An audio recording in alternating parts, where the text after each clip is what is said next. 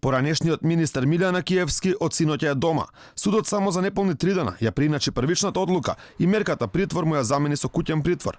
Јавноста се погласно шпекулира како е на Киевски да беше притворен само за да биде натепан, бидејќи за други предмети тој веќе примерно ја издржуваше мерката куќен притвор.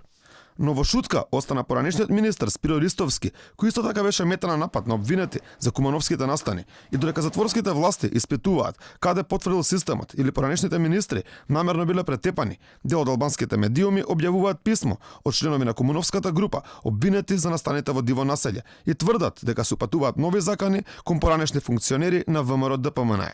Што се однесува на Милејана Киевски и Спиро Ристовски, кумановската група ги поддржува Лирим Красничи и Есад Кафеѓоли.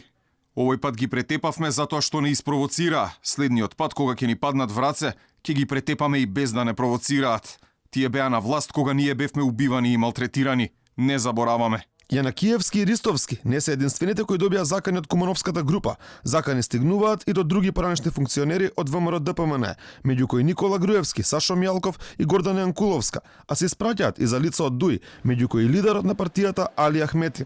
Груевски, Мјалков и Али Ахмети можат да одат до крајот на светот, но ние не им простуваме.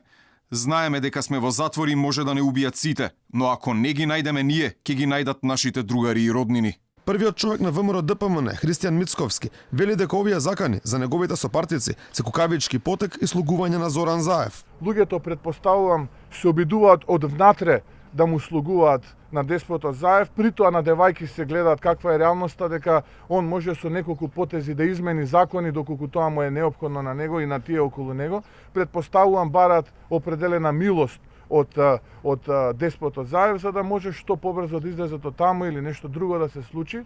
Инаку покрај ова писмо во објава на Facebook, која подоцна беше избришана, закана дека секој политичар кој ќе им падне во раце ќе биде истепан од страна на членовите на групата од диво населје, стигне од Мухамед Красничи, алијас командант Малишева.